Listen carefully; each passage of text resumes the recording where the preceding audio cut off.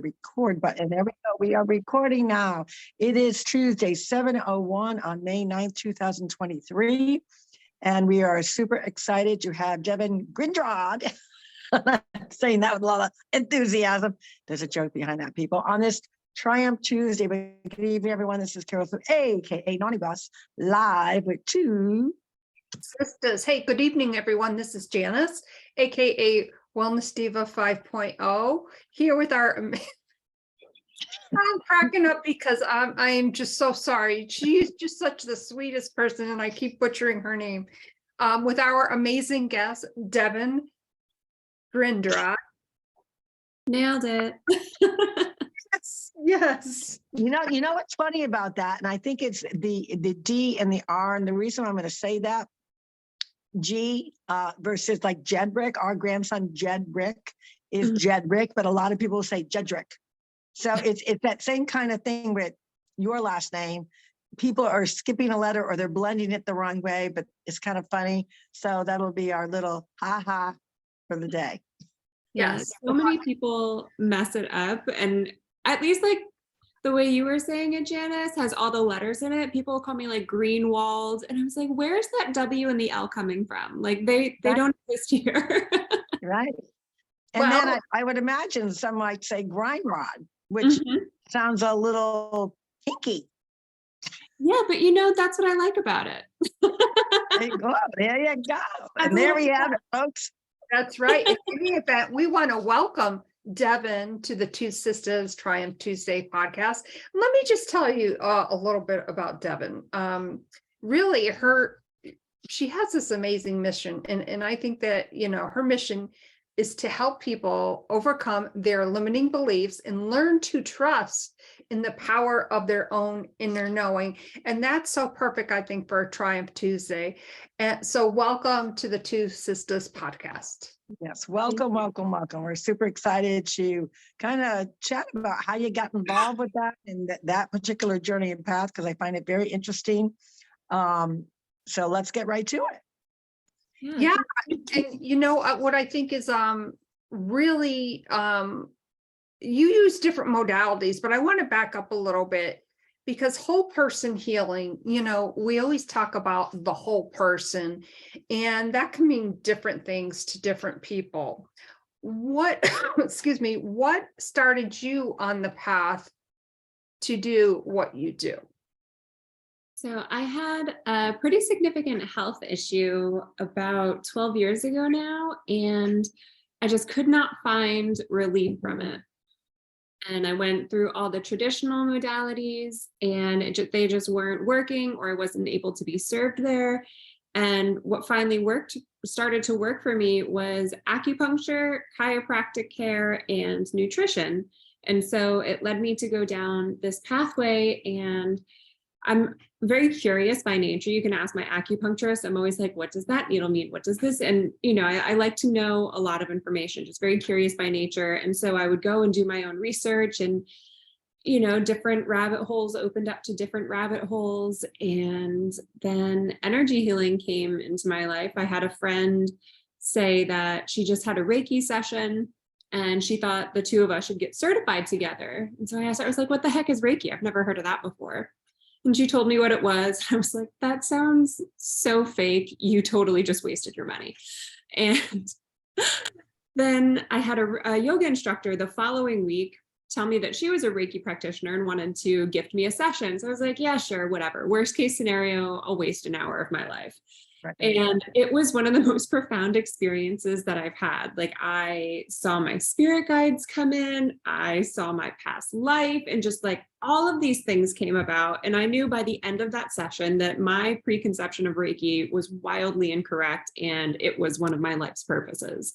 So within a month of that first session, I'd become certified and knew that I wanted to open a Reiki business. And it was just one of those moments in life where it was very humbling, because I was so entirely wrong about Reiki and all of that. And that opened the door for energy healing. And I always like to tell my clients and people who are interested in spiritual entrepreneurship that Reiki is like the gateway drug for energy work, because it's so accessible and palatable for people since it's become so popular, that once you take a step in and you really get to see the true magic of Reiki, it'll open up your eyes to the possibility of everything else that there is to offer.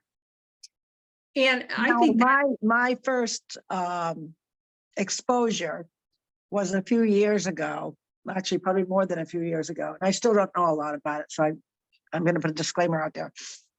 But two other women and myself went for a weekend trip to the casino, had some beverages, and we were just talking about life and health. And Jan and I are both in the gut health industry, and she started talking about it. And I said, well, what exactly? So she started doing some tapping, like in different areas of her wrist and her arms and whatnot.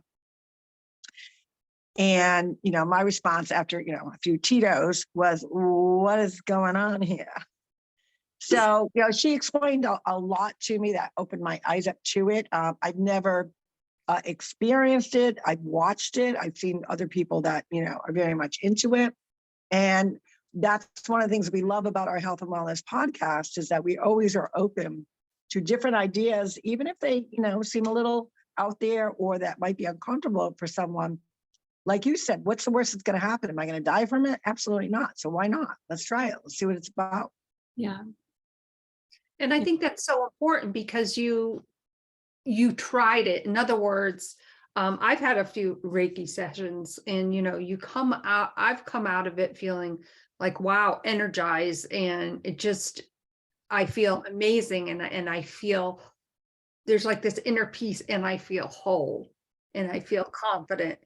And it works, I think, differently for other people, but I think the point being is to have an open mind to try something different, even if you think it may be woo-woo. Because I always thought of Reiki as woo-woo until I actually, like you, became a believer. Yeah, definitely. And I think it does take that open-mindedness to those experiences to have it come about, because it is woo-woo. And I come from a scientific background. So I have a degree in psychology and was in research labs in college. And so I like to call myself where science meets spirituality, because I like to hold space for both of those, because I don't think life is ever just one thing. And going back to that whole person healing comment from before, I think it's really important to treat the whole person. And the way I kind of dedicate that is we have mind, body, spirit, and energy. And all four of those need to be nurtured in order to have health and wellness. So I think there are so many amazing different modalities for our mind and our body. And now over the last probably 10 years is when I've been seeing a lot more of the spiritual and the energetic component. And I know from my own experience, when I was just treating the mind and body, I felt like there was a stagnation in my healing. And it wasn't until I added the energy and the spirit where I really felt that elevation of the healing modalities and everything starting to work together. And I think that, when you're going through something like that, making a life inner peace kind of transformation, whatever you want to call it, we don't think of all of those things together. It's like, I have to change my mindset. I've got to do this. Like if we took it from a whole person approach versus picking out, I guess, different parts, I guess is what I'm trying to say. What would you think is, and you've already explained, like after your first session, you had mentioned Reiki for you was like the gateway drug to open up for energy work. Other than that, what would you say was profound for you? In other words, you obviously went to get your certification. What was profound to you after you got your certification? Wow. So probably the connection up to spirit. So Reiki in its most simplistic terms is the energy of unconditional love. And so in order to practice Reiki, anybody can get attuned to it. And the energy of Reiki is described as the universal life force energy. And so it's a combination of two words. So Rei, R-E-I, means universe, and Ki is energy. And so it's universal life force energy. So you're connected up to the divine, the creator, and in its most simplistic terms, like I said, is unconditional love. And so having a direct connection to that energy. And as a Reiki practitioner, we're supposed to be doing self-treatments on ourselves in order to keep that channel of energy clear, because I like to describe Reiki practitioners as light switches. So we channel the energy, it comes through us, and then it gets sent out to whomever is receiving the energy. So if our channel of energy isn't clear, Reiki has to take its time in working through us, and then what can get sent to the recipient. And so the clearer we are, the clearer the energy is sent out. And But quick question. Is it clairvoyant? Like, because you're talking about the energy coming through you. So I'm not a big fan of the whole, I know it's a common term everyone uses, woo-woo, for those kinds of things. I get it. But is it more, some people are more gifted in that space and that modality, that their mind or their spirit is more open to maybe a circuit of energy versus someone else who also can be a Reiki specialist, but maybe they're not as, the energy is not as powerful? Is there different levels, or is it like you're gifted with it? yeah, so yes and no to both of those. So there's 3 different levels to the Reiki certification: level 1, level 2, and Reiki Master, which is just, Reiki Master is just a name. I don't think you can ever master the energy of the universal life force. And so as you go along, your connection will deepen and you'll get different tips and tricks on how to facilitate the sessions. But the biggest defining factor between a Reiki practitioner, who everybody talks about as being really powerful, is that self-Reiki. So developing that really strong connection to the universal life force energy, making sure your energy is clear, is going to make your sessions so much more potent for your clients. And what does that look like when you say make it clear? That would be like, okay, Fox News, click, okay, cell phone off. Anybody in my space right now, don't call me because I'm getting zoned in. Yeah, so it's like an energetic meditation is the way I practice it. And so it looks very much like how I facilitate sessions with my clients, but the hand positions are on me instead of like being on somebody else. And just trying to have that clear mind like you would in a meditation, and just kind of go with the flow and see what comes up. Because as you quiet your mind, you're able to hear and feel the more nuance of energies. And then Reiki works with everybody differently. So I'm very clairsentient. So I get a lot of feelings during my session, and then I get psychic downloads during the session as well, but not everybody works like that. So there's a saying in Reiki called 1,000 Reiki practitioners, 1,000 styles of Reiki. Everybody has their own unique style because we're all our own unique person. Now that's cool. So when you say you get this, kind of almost sounds like your brain is getting a download. Yeah. What exactly is that? A feeling? Is that a physical sense, or is it? What would that be? It can be any of the clairsentient or clairsenses. So clairsentience is a feeling. So I might feel in my body somewhere that is significant for you. So it would be, if I get a sensation in my liver, that usually means like, oh, I'm sensing some unprocessed anger. And then I can offer up and ask, what does this anger want me to know? I always ask, what does this anger want me to know? Because, sometimes we've been through things that we don't really want to know. We don't really want to talk about. We don't want other people to know. And so asking for more information in a way that's not insanely intrusive. And so other ways that I get information is claircognizance, which is just a random knowing of information. clairvoyance, which would be a seeing of things, and clairaudience, which would be a clear hearing. So hearing something from the spirit world.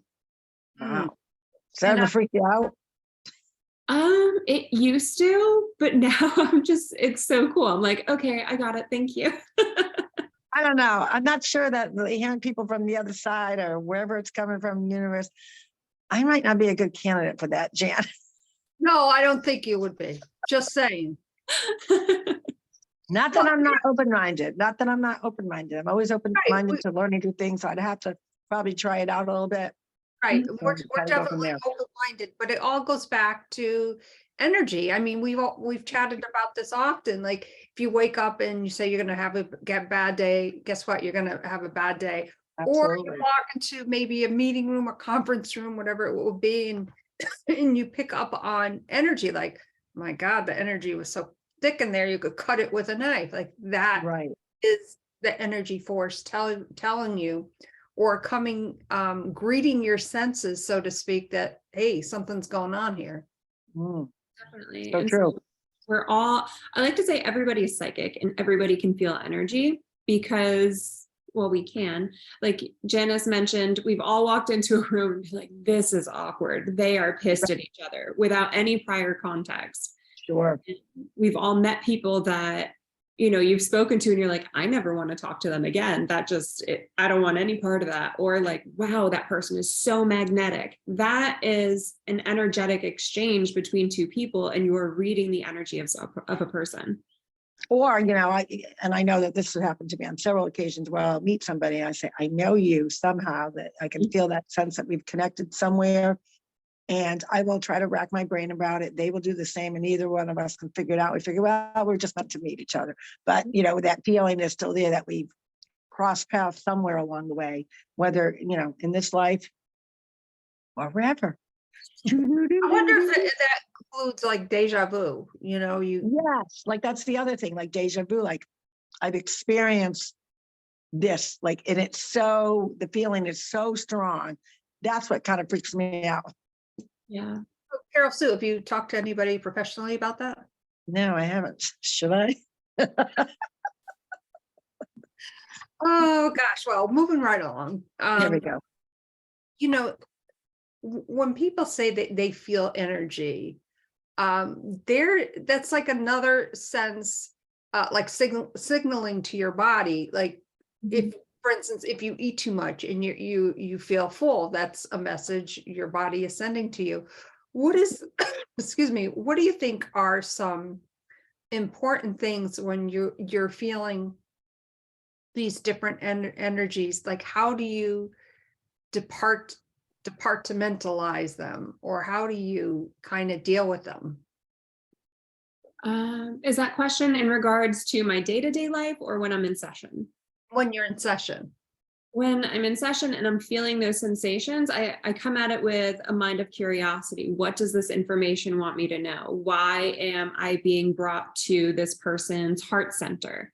What is coming up for healing there? And so I go into it with an open curiosity, and I might say, you know, I'm being brought to my heart center here. It feels like there are walls coming up around here. It feels like your heart is a bit protected of itself. Would you understand? Or vice versa. It feels like there's a really open field here. You feel like a very kind and loving individual. Would you understand having a very motherly role in life and just being the character? And so this different sensations get brought about, and that I feel like is where psychic energy and energy work kind of get a bad rep, because if you're feeling that in your body, like I'm a medium as well. And so when I bring forth loved ones who've passed over, you know, There we go to the woo-woo area. Yeah, a lot of times there might be a feeling in the throat, like if somebody was a smoker or had throat cancer or something like that, and you can feel a constriction in your throat. And if you don't come at it with a curious mind, you can say, oh my God, this isn't your grandfather, it's a demon, it's trying to kill me. And it's like, no, Grandpa Joe was an avid smoker and he had a very raspy voice. And that's all the information that is trying to say. And so one of the things that was really powerful for me on my journey is to have mentors, because if you're going out there in the spiritual world and you're just kind of doing it by yourself, all willy-nilly, it's just, you might be doing it from the right place, but being so green and so new, you don't really understand things that are coming, things that are happening to you. And having a mentor who's walked down that path, who's lived that life, who can explain and say, oh, you know, those throat sensations or that constriction in your chest, that is simply information that the other world is trying to convey to you. And by closing it off, you're doing your clients a disservice. Well, I'm glad to hear that your mentors were on the, land or sea or, in this world. Because at first, the way you were going, I'm like, don't tell me she's got mentors on the other side, which I don't know. Maybe that is a possibility too. What do I know? Well, we all do. They're spirit guides. Right. So what would you say would be, because there has to be mixed emotions. Maybe it's a surprise feeling. Maybe it's one that really took you aghast, or maybe one that really just brought joy and laughter, a comedic piece to it. What would you say would be the strongest moment in your care for others that you did not believe that it would come in that strong or that powerful, in the sense of a new feeling or something that shocked you? So this was actually with my father, and this was back in 2018, early 2019.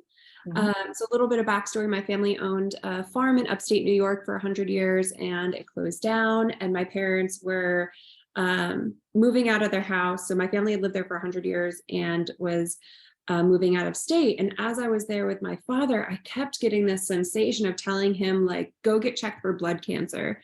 And I was like, what is that? I was like, can you even get cancer in your blood? I didn't even know. And it was these words were forming in my mouth, and I had to try so hard not to say anything, because my dad was very closed off from energy work.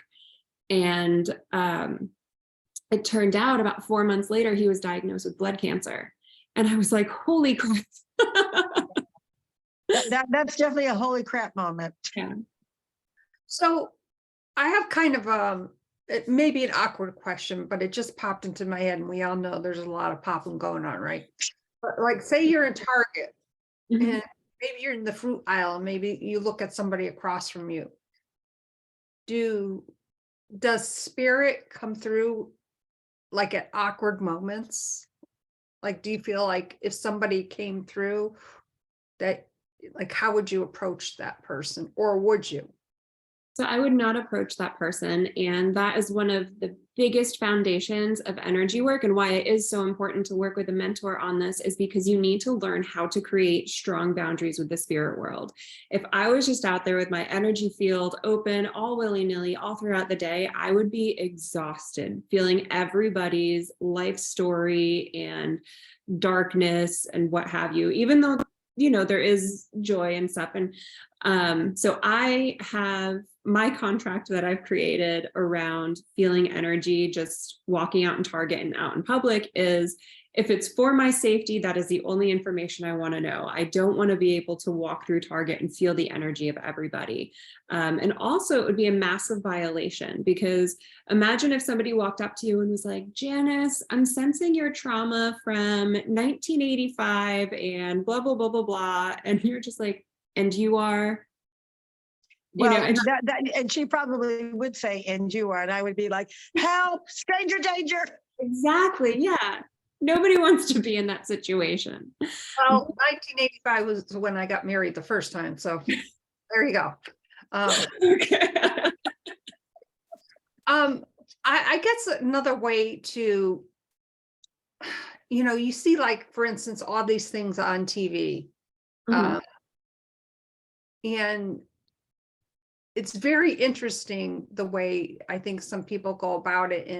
And although, excuse me, I don't fully maybe understand the whole process, when you set those boundaries, as you mentioned, if you're going through Target, wherever it may be, and let's say it just something ever like pop out to you, like the message coming through is so powerful, but as you said, you have to have those boundaries in place, and that would just kind of be a violation to what you do on a normal basis. Do you have something like some kind of process set up for yourself? Like maybe when you get in the car to do some Reiki or something like that to kind of let go of what you're receiving? I mean, I do practice. I have like a spiritual hygiene is what it's called, where it's just, you know, putting protective energy around, filling myself with light and things like that. But I don't really come at it from a necessity standpoint when I'm out in public, because I go into it with the mindset of just my energy is like, I'm just me and I'm walking around here, and anything that isn't for my best and highest good just has no place in my energy field.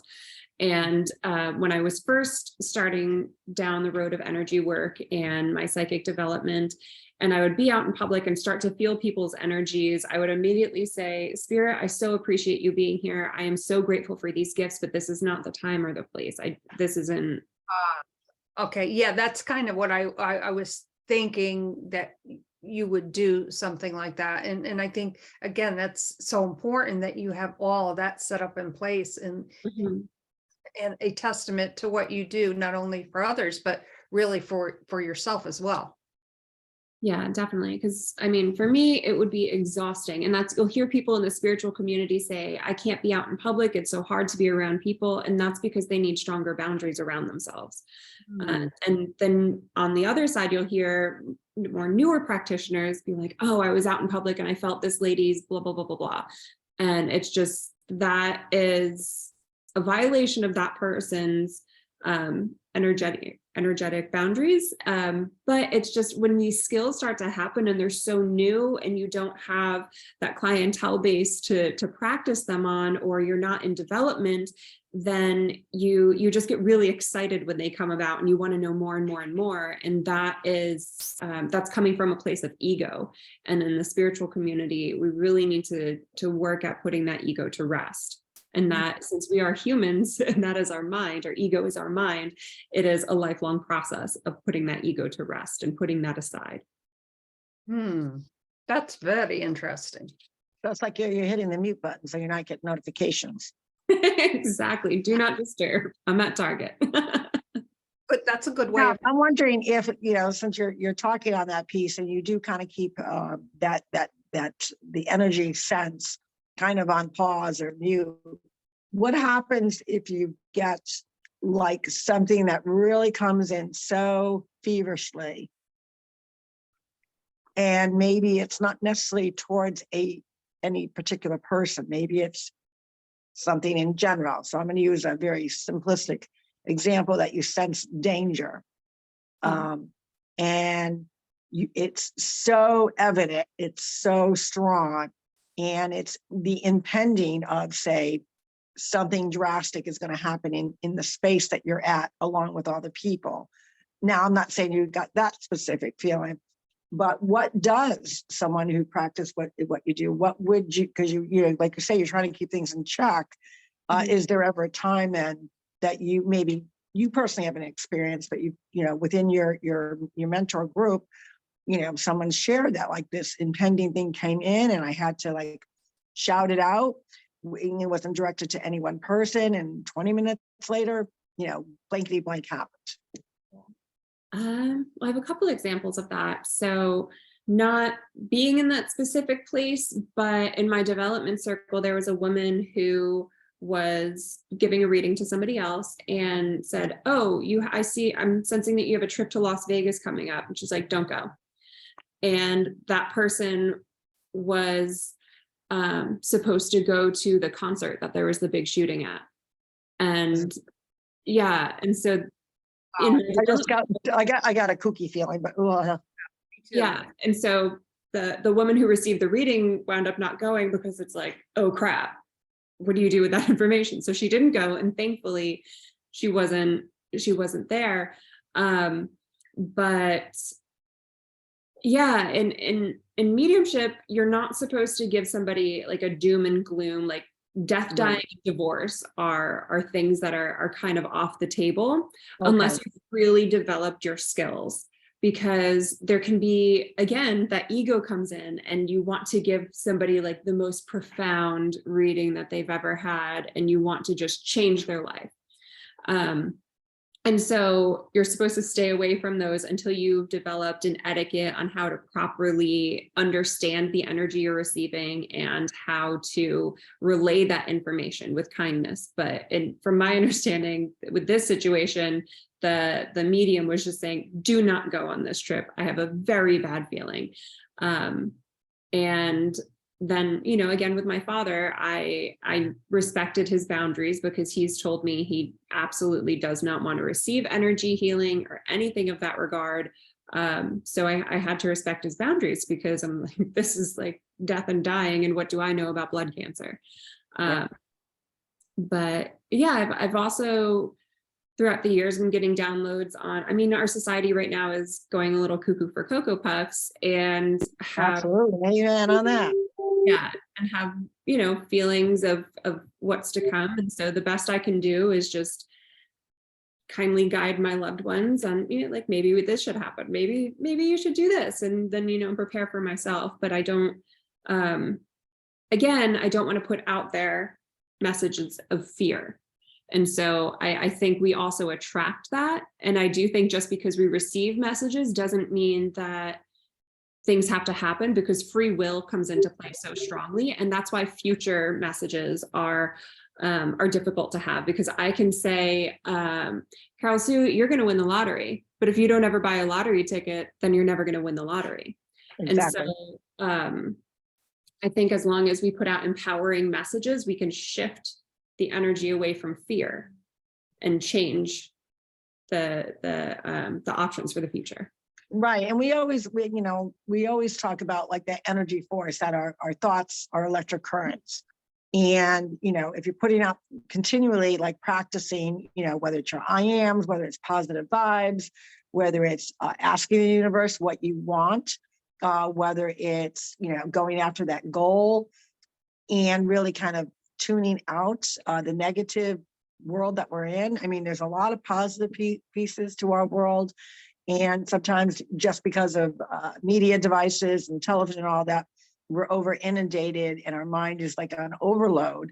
And a lot of the messages lately, actually, I've seen so many people post, I don't want to say it doom and gloom, but, a sense of hopelessness, despair, stress. And I say, as much as you're focusing on that, that's where your energy force is going. It's an electric current. You're going to attract that. So while you can't necessarily change the outcome of something, you also have the ability to attract what you feel.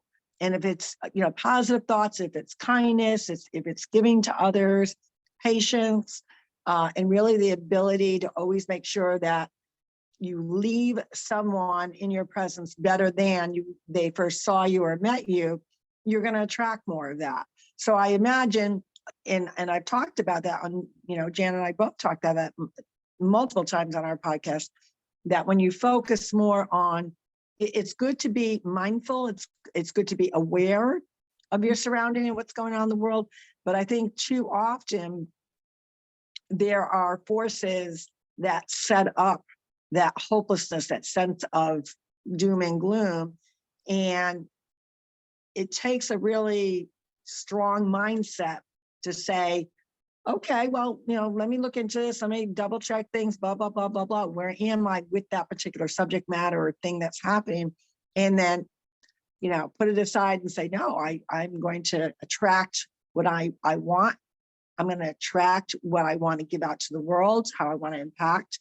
And I think that in itself is very, very powerful, that a lot of people don't realize they have that chance, that opportunity to change the direction of where our mind is going.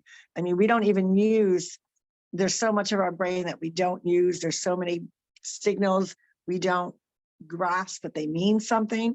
And I always tell people, start out with small things. If you, like Jan said, if you wake up and you're expecting, the worst to happen, that you're going to be late. Well, guess what? You continually feel that. You're setting that now in the universe, and now you're stuck in traffic, and you're like, darn, I should have. And there is a pause and a time, I truly believe, that you could rechannel that energy and flip the switch. So it's not like, okay, I say that, it's not really good, it's going to happen like 2 seconds from now. You do have the opportunity to say, wait a minute, okay, I embrace that, I can't change it, but let me think of something more positive.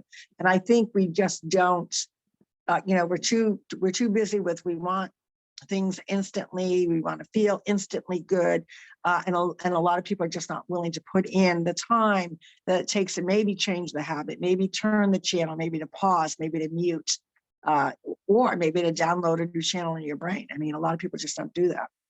Yeah, exactly. And that's what, so in the last maybe 2 years, I've been getting more into quantum work, quantum manifestation, and quantum healing. And that is essentially you're reprogramming your unconscious mind to open it up to possibilities. And you were working on different timelines of, because with quantum healing, you're working in the 5th dimension, which is where all time and space collide. And so you can easily and effortlessly heal from your past just as much as you can access your future and access your present day. And yeah, I think the biggest thing that any of us can do right now to alter the future is to operate from that elevated sense of hopefulness and empowerment, because we are not helpless. There are a lot of people who profit off of helplessness and fear. And Amen. I do not want those people to be running my life. And so we can, I hear so often that, I'm just one person, I can't do anything. It's like, yeah, but if we grasp all of these just one people and come into a tidal wave of change, we can elicit that. And absolutely, it's not our responsibility to corral everybody together to think and believe exactly as we do. But as we empower ourselves, we empower the people around us. And as they empower themselves, they empower the people around us. So the biggest change that you can make is you're just one person, is to work on yourself and to elevate yourself into what do you want. So in quantum healing, I always ask, what do you want instead? And operate from that point of view. So it's, you're feeling this type of way. What do you want instead? And I don't mean spiritual bypassing by any means. I think we need to process those feelings. But once we get into that, we all know when we get stagnant with emotions. And from there, you ask, what do I want instead of feeling this way, of living this way? And continuing to rise up and come from it from a position of feeling empowered. And you're altering your timeline, you're altering the future in that regard, just by working on your one person here. Now, I love that, because it really pours out to, teamwork, as a society, as citizens, as human beings, that while, we are one, collectively our one is much bigger than what really people perceive. And if you go in it with that attitude to say, what can I do? And accept that we're not responsible for other people's actions, but what we are responsible for is how we react and how we can combat that negativity with positivity, with doom and gloom, with kindness and happiness and joy. And I do think that there's something to say about that electrical current that we all have. We sometimes don't appreciate that we do have the power to change that channel. I mean, literally change that channel. What do you think, Jan? Yeah, when you tap into, as we're chatting here, I'm like writing all these notes. When you tap into your own energy and say, when you wake up in the morning, I'm going to have an excellent day, right? I almost said something else. If you couldn't understand what I was trying to She's on a roll. Yeah, I'm on a roll. But, like take hold, like carpe diem, like we can create our own positive energy and, really create a ripple effect, and boom, look what happens. Right. And as I said, over the last few days, there's been some, I would say, disturbing, information regarding wealth, regarding economics, thinking that, the well is going to run dry and we're all going to be like, in a despair type of feeling. And I thought, and actually I had two friends that did it, and I messaged them. I said, the fact that you share this information, you're putting it out in the universe. Do you know that? And they said, what are you talking about? And I said, you think about, look at your wall right now. I happen to be on Facebook. Look at your wall right now. The question that you're asking, you're going to attract more of that. And you are doing the bidding of evildoers, in my mind, of what, they're trying to do to our country, to our world. So why not flip that around and offer hope, offer prosperity? There's much out there, and it's a matter of focusing in on your needs, focusing in on your spirit, your passion, where you want to impact people in a positive way, instead of sharing like the bad news all the time. Mm-hmm. Because, we already know pretty much like what's out there. There's a lot that's untruth to what is being pushed on people. So if you really don't know it by fact, if you really don't trust the source, why share it? Why bring that? Because it attracts. Now everyone's commenting on it. Now everyone's sharing the same garbage. And I don't mean to say you ignore. I don't mean to say that you don't stay to be your awareness of things. But if you let it consume you to the fact that that's all you're doing, and you're using your social media or your email or your text or even your conversation to focus solely on that, you are missing so many blessings and opportunities of a better world that are right in front of you if you start talking about it in a positive way. Exactly. And what I tell my clients is, because we are living in a very fearful time. There's a lot of fear out there in so many different areas, and that are triggers for people. So like health, wealth, and security are all being inundated with fear right now. So it makes sense that a lot of people are kind of up in arms around it. Sure. What I tell my clients is that in the 1930s, when the centralized banking was being implemented in the US, and our economy was tanked for it, there were more millionaires made in that decade than at any other time in life. And we are in another one of those spaces right now. So which side are you going to be on? And life is a coin. That's exactly right. And also our money is so fake. It's just numbers on a computer screen. And there is more of those numbers being made now than at any other point in life.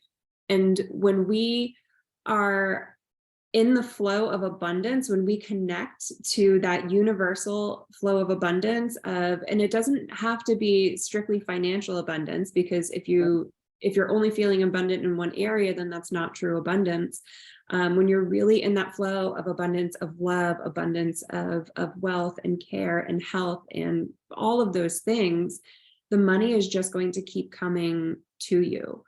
And my husband, an example of this, about a year ago, my husband and I were having a conversation, and I just looked at him. I was like, I need you to step out of the scarcity mindset. And he was in his story and he's like, but we don't have this, that, or the other thing. And I was like, look, whatever you believe is true. If you believe we don't have enough money for this, then that is true. I was like, but if you believe you do have enough money for this, then that is true. And it's, he's like, well, we can't just go out and buy a Tesla. And I was like, can't we? Everybody's got a credit card. Like, would it be smart for us to do it, or can't we? Like, which of those options are? And to change your mindset around the way that you think of money. And every time you get a bill in the mail, be like, I'm so grateful for this bill here, because that means that my lights were on this month. That means that my groceries were paid. And he and I just had, it was about an hour conversation talking about the energetics of money. And he's an engineer. So he was just like, whatever, that this is bizarre. And I kid you not, the next week he got a surprise bonus, just out of the blue. His company was like, oh, clerical error, here you go.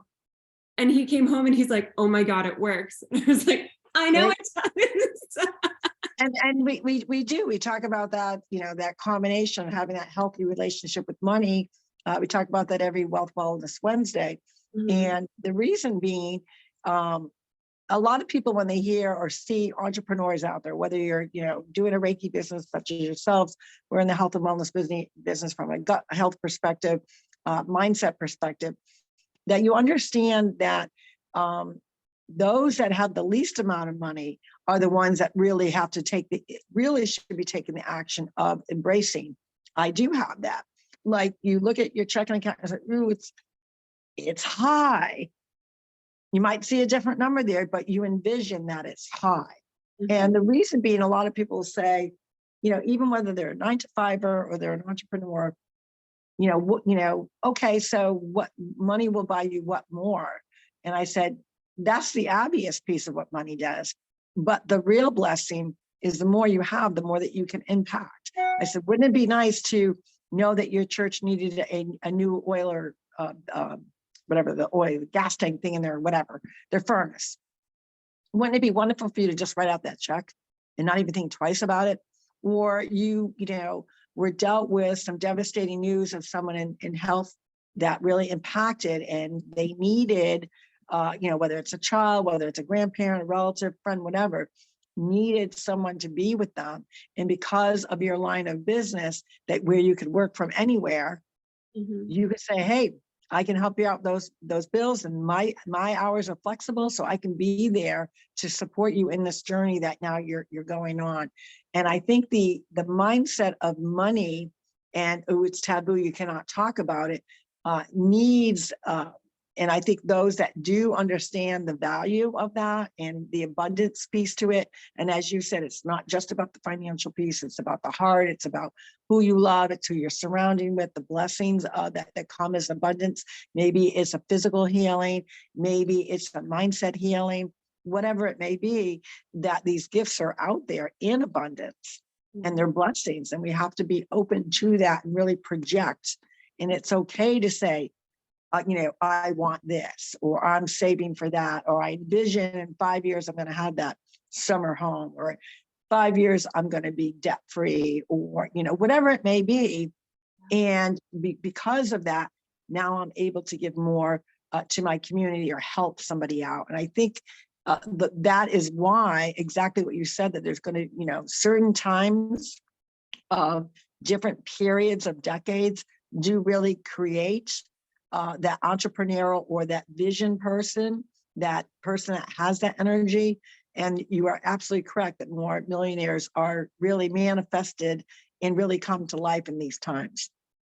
Yeah, definitely. And that's why, like, when you work on the quantum level, those shifts can happen so quickly. Like, I have seen miracles happen in that regard. And as bringing it into your daily life, I think it's really important to train your unconscious mind to reprogram it to what you want. Because if you think about an iceberg, like what you see on top, that's our conscious mind.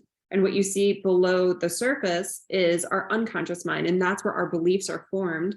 And when you have the desire and the believability about something, they need to be congruent on 1,000% of all of your goals. So if you have the goal of making $8 million, but you're over here making $40,000 today, and you're like, that I really would like to make that 8 million, but I don't believe it's going to happen. Then it's not going to happen. And what you need to do is chunk it down. So, okay, you're at 40,000, how about 50 or 60,000? And you just keep chunking it up. Like, where do you feel that believability is in your life?